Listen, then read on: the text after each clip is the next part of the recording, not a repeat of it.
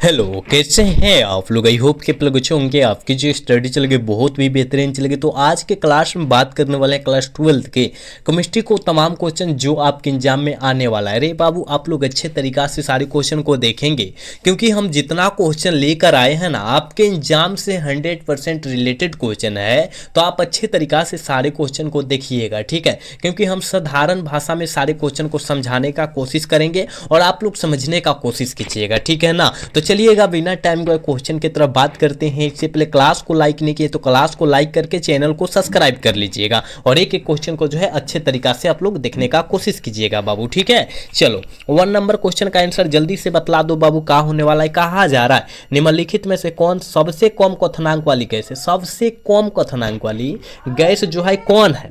आप कहिएगा sir helium, ये चीज इसे बोलते हैं। संकेत इसका क्या होता है, ये चीज होता है, यानी ऑप्शन बी वाला करेक्ट हो जाएगा। 1 का ऑप्शन बी हो जाएगा, याद रखिएगा, ठीक है। चलो अगला क्वेश्चन की तरफ बात करते हैं बाबू। कहा जा रहा है ना, कहा जा रहा है कि घनाकार क्रिस्टल में ब्रेसेस जालकों की संख्या जो होती है वो कितनी होती है। आप सभी को पता है घनाकार में ब्रेसेस जालकों की जो संख्या होती है वो 3 होती है और आपके एग्जाम 2023 में यह क्वेश्चन आ चुका है। आप अच्छे से इसको याद रखेंगे, ठीक है। चलो अगला क्वेश्चन की तरफ बात करते हैं रे बाबू। कहा जा रहा है 3 नंबर क्वेश्चन में निम्नलिखित में से कौन फेरी चुंबकीय पदार्थ का उदाहरण है। हम लोग जानते हैं कि Fe2O3 भी जो होता है फेरी चुंबकीय पदार्थ का उदाहरण होता है। तो और साथ में एक और होता है Fe3O4 होता है। जब 3 कहेगा तो ऑक्सीजन 4 गो हो जाएगा, समझ रहे हैं ना। ऑप्शन क्या में दिया है, ऑप्शन बी में दिया है, ऑप्शन बी हो जाएगा। याद रखो, हम जितना साइड से क्वेश्चन चर्चा करें उस सारे क्वेश्चन को आप याद रखो, ठीक है, क्योंकि हम साधारण भाषा में जो है समझाने का आपको कोशिश कर रहे हैं, ठीक है। चलो अगला क्वेश्चन की तरफ बात करते हैं। यानी जो है यहाँ 4 नंबर क्वेश्चन में कहा जा रहा है ना, कहा जा रहा है निम्नलिखित में से कौन रंगहीन होता है। आप सभी को पता है रंगहीन जो होता है कौन होता है। हम तो कहेंगे अरे बाबू रंगहीन जो होता है NO2 होता है रंगहीन। याद रखिएगा ऑप्शन बी में दिया है, ऑप्शन बी करेक्ट हो जाएगा, ठीक है। एक बार सारे बच्चा क्लास को लाइक कर लें और साथ में चैनल को भी सब्सक्राइब कीजिएगा आप लोग, ठीक है ना। सारे बच्चे क्लास को लाइक करके चैनल को सब्सक्राइब करें आप लोग, ठीक है। चलो अगला क्वेश्चन की तरफ बात करते हैं और इसका आंसर जल्दी से बतलाएंगे आप लोग। कहा जा रहा है निम्नलिखित में से किस प्रकार के दोष के कारण क्रिस्टल के घनत्व में कमी होता है। क्रिस्टल के घनत्व में किस दोष के कारण कमी आ जाती है, जल्दी से बतला दीजिएगा। 5 का आंसर क्या होने वाला है, जल्दी आप लोग बतला दीजिएगा बाबू, इसका आंसर क्या होगा, ठीक है। हम लोग जानते हैं बाबू, अगर क्रिस्टल में कहा जा रहा है कमी कह रहा है तो कमी तो सर्किट दोष के कारण आएगा, बिल्कुल ऑप्शन बी होगा। आप सभी को पता है सर्किट दोष के कारण जो होता है क्रिस्टल के घनत्व में जो होता है क्या हो जाता है, कमी आ जाता है, ठीक है। ऑप्शन बी सही हो जाएगा, ठीक। चलो अगला क्वेश्चन, यानी यहाँ 16 नंबर क्वेश्चन में कहा जा रहा है निम्नलिखित में से कौन क्रियाशील मूलक एल्कोहल में उपस्थित रहता है। कहने का मतलब है कि एल्कोहल का क्रियाशील मूलक क्या होता है। हम लोग जानते हैं कि डैश OH जो होता है ना एल्कोहल का क्रियाशील मूलक होता है। डैश CHO होता है ना एल्डिहाइड का क्रियाशील मूलक होता है। एगो होता है डैश COOH होता है ना, एक कार्बोक्सिलिक अम्ल का जो होता है ये क्या होता है, क्रियाशील मूलक होता है। आप याद रखने का कोशिश करें, हम जितना क्वेश्चन बतला रहे उस क्वेश्चन को याद रखिए। ये जो होता है अमोनिया का जो होता है क्या होता है, क्या होता है, क्रियाशील मूलक होता है। समझ रहे हो ना बात को, आप अच्छे से समझो। हम जितना क्वेश्चन साइड से बतला रहे हैं उस क्वेश्चन को आप अच्छे से समझो। ये जो है एल्कोहल का क्रियाशील मूलक है जो है एल्डिहाइड का, है जो है कार्बोक्सिलिक अम्ल का जो है क्रियाशील मूलक है। आप याद रखो साधारण सी भाषा में। चलो अगला क्वेश्चन की तरफ बात करते हैं और यहाँ 7 नंबर क्वेश्चन में कहा जा रहा है वैसा घोल जो एक निश्चित ताप पर संयोजन के में बिना किसी प्रकार के परिवर्तन में उबलता है उसे हम लोग क्या कहते हैं, उसे हम लोग क्या कहते हैं, एजियोट्रॉपिक मिश्रण कहते हैं। आप सभी को पता है क्योंकि यह क्वेश्चन हम कई कई बार बतला भी चुके हैं, आप याद रखिएगा, ठीक है। ऑप्शन ए सही हो जाएगा 7 का। चलिए अगला क्वेश्चन 8 नंबर क्वेश्चन में कहा जा रहा है विलयन के अनुसंक गुणधर्म का उदाहरण कौन है। विलयन के अनुसंक गुणधर्म का उदाहरण जो होता है प्रासरण दाब होता है, क्वथनांक का उन्नयन होता है, हिमांक का अवनमन होता है। सारा याद रखो ना, तो क्वथनांक का क्या होगा, उन्नयन हो जाएगा। ऑप्शन सी सही हो जाएगा। 8 का ऑप्शन सी होगा, याद रखिएगा। एक बार सारे बच्चे क्लास को लाइक करो बाबू, क्लास को लाइक करो। देखो बार बार कहना पड़ रहा है, क्लास को लाइक सब्सक्राइब करना पड़ रहा है। आप चालाक है, आप जो है अभी जो है आपका जो है बच्चे वाला बुद्धि नहीं है, आप थोड़ा सा जो है सीनियर में चले गए हैं, तो आप समझ रहे हैं बात को, है ना। साइंस का स्टूडेंट है, आप बात को सारी बात को समझते हैं, है ना। तो आप जो है क्लास को लाइक कीजिए, चैनल को सब्सक्राइब कीजिए, क्योंकि आप सबके लिए हम लोग काफ़ी ज़्यादा मेहनत कर रहे हैं, लेकिन आप लोग जो है मेहनत को जो है नहीं स्वीकार कर रहे हैं, ठीक है। आप सबसे ज़्यादा हम लोग मेहनत करते हैं, तो आपका जो है एक फर्ज बनता है क्लास को लाइक करना और चैनल को सब्सक्राइब करना, ठीक है। चलो तो सारे बच्चे काम कर लो फटाफट।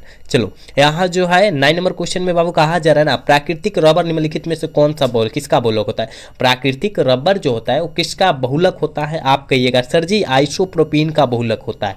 बिल्कुल ऑप्शन सी होगा, 9 का ऑप्शन सी हो जाएगा, याद रखना, ठीक है। चले अगला क्वेश्चन की तरफ, यानी 10 नंबर क्वेश्चन में कहा जा रहा है निम्नलिखित में से कौन प्रश्न करे कि अर्ध परागमय झिल्ली से निकल पाते हैं। अर्ध परागमय झिल्ली से कौन निकल पाते हैं, हमने यह क्वेश्चन लगभग 10 बार क्वेश्चन बतलाया है, याद रखिएगा कि विलायक के अणु के द्वारा निकल पाते हैं, क्योंकि हर एक क्लासवा में यह क्वेश्चन कहीं ना कहीं आ जाता है, कहीं ना कहीं आ जाएगा, क्योंकि इंपॉर्टेंट क्लास एक क्वेश्चन है, तो इंपॉर्टेंट क्वेश्चन को डालना पड़ेगा, है ना। तो याद रखिएगा विलायक के अणु हो जाएगा आंसर, ऑप्शन ए करेक्ट हो जाएगा। चलो अगला क्वेश्चन की तरफ बात करते हैं, और 11 नंबर क्वेश्चन में बाबू कहा जा रहा है ना क्रिस्टलीय तंत्र की कुल संख्या कितनी होती है। क्रिस्टलीय तंत्र की कुल संख्या जो होती है कितनी होती है, ये बतलाने वाला सवाल है क्या, ये बतलाने वाला सवाल है। 7 कहिएगा तो बिल्कुल ऑप्शन ए हो जाएगा, बिल्कुल 11 का ऑप्शन ए हो जाएगा, याद रखना। चलिएगा यहाँ जो है 12 नंबर क्वेश्चन में कहा जा रहा है ना, कहा जा रहा है निम्नलिखित में से कौन सहसंयोजक ठोस है। कौन जो होता है सहसंयोजक ठोस का उदाहरण है, जल्दी से बतला दीजिएगा, जल्दी से बतला दीजिएगा। तो हीरा जो होता है सहसंयोजक ठोस का उदाहरण होता है, बिल्कुल ऑप्शन बी हो जाएगा, 12 का ऑप्शन बी होगा, याद रखिएगा, ठीक है ना। सहसंयोजक ठोस का दूसरा नाम जो होता है नेटवर्क ठोस होता है, ये भी साथ में याद रखिएगा, ठीक। चलो अगला क्वेश्चन 13 नंबर क्वेश्चन में बाबू कहा जा रहा है ना कि जो विलियन राउल्ट नियम के पालन करता है उसे हम लोग क्या कहते हैं। देखो जो राउल्ट नियम को यहाँ राउल्ट लिखा गया है, लेकिन राउल्ट नियम होता है, क्या होता है बाबू, राउल्ट का नियम, ठीक है, राउल्ट का नियम होता है, याद रखना। राउल्ट के नियम को जो पालन करता है वो आदर्श विलयन करता है, और राउल्ट नियम को पालन नहीं करता है उसे हम लोग अनादर्श विलयन कहते हैं। समझ रहे हो बात को, जो राउल्ट नियम का पालन करता है उसे आदर्श विलयन कहते हैं, जो राउल्ट नियम को पालन नहीं करता है उसे अनादर्श विलयन कहते हैं, समझ जाना, ठीक है। तो इसका ऑप्शन ए हो जाएगा, 13 का ऑप्शन ए हो जाएगा, याद रखना। चलो 14 नंबर क्वेश्चन में कहा जा रहा है मोलरता बराबर होती है। मोलरता का सूत्र बतलाइएगा, जल्दी से बतला दीजिएगा। आप सब पता है कि n/v होता है, n/v होता है ना, बिल्कुल ऑप्शन क्या हो जाएगा, ए हो जाएगा, ठीक है ना। 14 का ऑप्शन जो बचवा ए टिक कर है बिल्कुल सही होगा, याद रखना। चलो अगला क्वेश्चन 15 नंबर क्वेश्चन में बाबुआ कहा जा रहा है ना यूरिया का जलीय विलयन विद्युत का क्या होता है। यूरिया का जलीय विलयन जो होता है विद्युत का क्या होता है, आप कहिएगा सर जी हमको पता है कुचालक होता है। क्या होता है, कुचालक, जिसमें धारा का प्रवाह इधर उधर नहीं होगा। समझ रहे हो ना बात को, ऑप्शन बी सही हो जाएगा, ठीक है। चलो अगला क्वेश्चन बाबू, यहाँ जो है 16 नंबर क्वेश्चन आपके स्क्रीन पर आ चुका है। कहा जा रहा है प्रतिरोधकता के व्युत्क्रम को हम लोग क्या कहते हैं।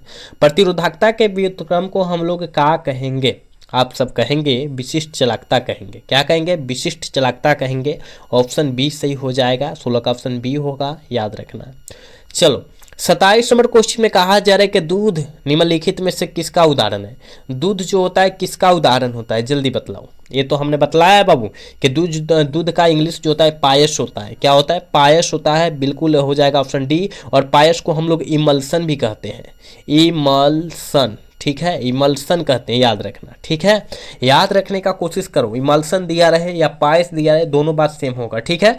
चलो अगला क्वेश्चन कहा जा रहा है कि शीत कक्ष प्राकरण में प्रयुक्त उत्प्रेरक होता है। शीत कक्ष प्राकरण में उपयुक्त उत्प्रेरक जो होता है कौन होता है, ठीक है।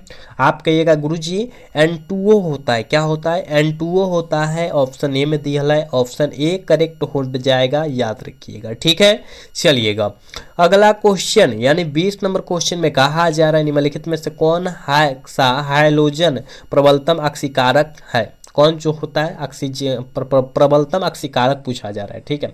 आप कहिएगा गुरुजी ये जो है फ्लोरीन है। क्या फ्लोरीन है, ऑप्शन सी में दिखा है, ऑप्शन सी सही हो जाएगा 19 का, ठीक है। चलो 20 नंबर क्वेश्चन में कहा जा रहा है ना कहा जा रहा है निम्नलिखित में से कौन सा कथन सत्य है। कौन सा कथन सत्य मतलब कौन सा कथन इसमें से सही है। कहेगा सभी अयस्क खनिज होते हैं। हाँ बिल्कुल, ऑप्शन तो हमको एक में दिखाई दे दिया, ऑप्शन ए में ही दिखाई दे दिया कि सभी अयस्क जो होता है खनिज होते हैं, लेकिन सभी खनिज अयस्क नहीं होते हैं, सभी क्षार भस्म नहीं होते हैं, इनमें से सभी तो और गलत है ना। ऑप्शन ए वाला करेक्ट होगा 20 का, याद रखिएगा। ठीक है बाबू, ये क्वेश्चन आपके एग्जाम में कई कई बार छपल है, आप लोग याद रखिएगा, ये छपने वाला क्वेश्चन है। ठीक है बाबू, चलो 21 नंबर क्वेश्चन में कहा जा रहा है कि डैश CO NO2 में को कहा जाता है। डैश CO और NH2 को क्या कहा जाता है, जल्दी बताओ तो। क्या कहा जाता है, एमिडो ग्रुप का कहा जाता है क्या, बिल्कुल एमिडो ग्रुप कहा जाता है, बिल्कुल ऑप्शन ए होगा बाबू, ये याद रखिएगा। चलो यहाँ जो है 22 नंबर क्वेश्चन में कहा जा रहा है पॉलीथीन एक बहुलक होता है। पॉलीथीन जो होता है किसका बहुलक होता है, जल्दी बतलाओ तो। पॉलीथीन बाबू किसका बहुलक होता है। 22 का आंसर क्या होने वाला है, थोड़ा सा बतला देना। 22 का आंसर क्या होने वाला है बतलाने का कोशिश करना आप, ठीक है। क्या होगा, इथीन का होता है, ठीक है ना। ऑप्शन बी सही हो जाएगा, 22 का ऑप्शन बी होगा, याद रखना आप सब, ठीक है। चलो अगला क्वेश्चन यानी 23 नंबर क्वेश्चन में कहा जा रहा है कि कार्बनिक यौगिक में तत्व उपस्थित होना चाहिए। 23 नंबर क्वेश्चन में कहा जा रहा है कार्बनिक यौगिक में क्या उपस्थित होना चाहिए, कार्बन। बिना कार्बन के कार्बनिक यौगिक संभव नहीं है, ऑप्शन बी वाला सही हो जाएगा, याद रखिएगा। चलो अगला क्वेश्चन 24 नंबर क्वेश्चन में कहा जा रहा है सेल स्थिरांक की इकाई क्या होती है। सेल स्थिरांक की इकाई जो होती है वो क्या होती है, आप सब जानते हैं बाबू कि सेल स्थिरांक की जो इकाई होती है वो याद रखना कूलम मीटर इनवर्स होती, सॉरी सेंटीमीटर इनवर्स होती है। ऑप्शन डी में दिया है, ऑप्शन डी सही हो जाएगा, ठीक है। 24 का ऑप्शन डी हो जाएगा, याद रखिएगा, ठीक। चलो 25 नंबर क्वेश्चन में कहा जा रहा है भूपर्टिज में सर्वाधिक प्राप्त तत्व है। भूपर्टिज में सर्वाधिक प्राप्त तत्व का नाम बतलाइएगा, मतलब भूमि के अंदर जो सर्वाधिक तत्व हम लोग प्राप्त करते हैं उस तत्व का नाम आप लोग फटाफट से बतला दीजिए, कौन तत्व है ना। आप कहिएगा सर उस तत्व का जो नाम है ऑक्सीजन, ये सारे बच्चे को पता है, ऑप्शन सी सही होगा, ठीक है। चलो कहा जा रहा है 26 नंबर क्वेश्चन में कि अयस्क में उपस्थित अशुद्धियों को क्या कहा जाता है। अयस्क में उपस्थित अशुद्धियों को जो कहा जाता है वो गैंग कहा जाता है। बिल्कुल हमने सारे क्लास में यह क्वेश्चन कराया है, आप याद रखिएगा। ऑप्शन बी सही हो जाएगा, 26 का ऑप्शन बी हो जाएगा, याद रखिएगा, ठीक है। चलो 27 नंबर क्वेश्चन की तरफ बात करेंगे, ठीक है। 27 नंबर क्वेश्चन की तरफ बात करते हैं और 27 नंबर क्वेश्चन में कहा जा रहा है ना, कहा जा रहा है 20 इकाई सेल में परमाणुओं की संख्या कितनी होती है। 20 इकाई सेल में जो होती है परमाणुओं की संख्या जो होती है वो 2 होता है। कितना होता है, 2 होता है, बिल्कुल ऑप्शन बी होगा 27 का, याद रखिएगा, ठीक बाबू। चलो 28 नंबर क्वेश्चन की तरफ बात करते हैं। 28 नंबर क्वेश्चन में कहा जा रहा है ना, कहा जा रहा है कि अनुक्ता का अधिकतम मान हो सकता है। अनुक्ता का अधिकतम मान जो होता है वो कितना होता है, लगभग अधिकतम होगा ना तो 3 होगा, इससे ज़्यादा नहीं होगा, ठीक है। ऑप्शन कहाँ दिया है, ऑप्शन डी में दिया है, देखो तो ऑप्शन डी सही हो जाएगा, ठीक है बाबू। चलिएगा अगला क्वेश्चन 29 नंबर क्वेश्चन में कहा जा रहा है निम्नलिखित है कि वह गैस जो जल के ऊपर एकत्रित नहीं की जा सकती है उसका नाम बतलाइए। जो जल के ऊपर एकत्रित नहीं हो सकता उस गैस का नाम बतला सकते हैं। सल्फर डाइऑक्साइड है, क्या है बाबू, सल्फर डाइऑक्साइड है, कहीं दियल है, कहिएगा जी गुरु जी दियल है, कहाँ पर, SO2 कहाँ पर दिया है, ऑप्शन डी में दिया है, ऑप्शन डी हो जाएगा, क्योंकि SO2 को सल्फर डाइऑक्साइड कहते हैं, सारे बच्चे को पता है, ठीक है। चलो 30 नंबर क्वेश्चन में कहा जा रहा है कि संकुलन करे कि संकुल कितने प्रकार के होते हैं। बाबू संकुल जो होता है वो कितना प्रकार के होता है, आप कहिएगा सर 3 प्रकार के, बिल्कुल ऑप्शन सी हो जाएगा, 30 का ऑप्शन सी करेक्ट होगा, याद रखना है। 31 नंबर क्वेश्चन में कहा इथेन में कार्बन का संक्रमण होता है। इथेन में कार्बन का संक्रमण जो होता है वो कितना होता है, sp3, और ग्रेफाइट का पूछता sp2, समझ रहे हो बात को। कार्बन में पूछा है sp3, इथेन में पूछेगा और फिर ग्रेफाइट में पूछ देगा तो sp2 मारना, ठीक है, यानी ऑप्शन इसका ये होगा, ठीक है। चलो 32 नंबर क्वेश्चन में बाबू कहा जा रहा है कि फिनाइल के नाइट्रोजन से अंतिम उत्पादन बनता है। फिनाइल के नाइट्रोजन से अंतिम उत्पादन क्या बनता है, जल्दी बतलाओ तो। आप कहना बाबू ये जो बनता है ये क्या बनता है, क्या बनता है, कहिएगा सर पिकिक्री एसिड बनता है। क्या बनता है, पिकिक्री एसिड बनता है, बिल्कुल ऑप्शन सी हो जाएगा, 32 का सॉरी बी हो जाएगा, याद रखना, ठीक है। चलो यहाँ जो है 33 नंबर क्वेश्चन में कहा जा रहा है विटामिन सी की कमी से होता है। विटामिन सी की कमी से जो होता है कौन सा रोग होता है। हम लोग जानते हैं कि विटामिन सी की कमी से स्कर्वी रोग होता है, विटामिन बी की कमी से बेरी रोग होता है, विटामिन ए की कमी से रतौंधी रोग होता है, आप याद रखिएगा सारे क्वेश्चन, यानी ऑप्शन डी हो जाएगा इसका 33 का। चलो 34 नंबर क्वेश्चन में कहा जा रहा है कि बोरेक्स का रासायनिक नाम क्या है। बोरेक्स का रासायनिक नाम क्या है बाबू, जल्दी बतलाओ तो। आप कहिएगा sir sodium tetraborate, option A सही होगा, 34 का ऑप्शन ए होगा, याद रखना है, ठीक है। और आज के क्लास के बाबू लास्ट क्वेश्चन है, इसका आंसर सारे बच्चे करके जाएंगे। कहा जा रहा है कि एफसीसी जालक में कितने परमाणु होते हैं, एफसीसी जालक में जो होते हैं कितने परमाणु होते हैं, 4 होते हैं, याद रखिए।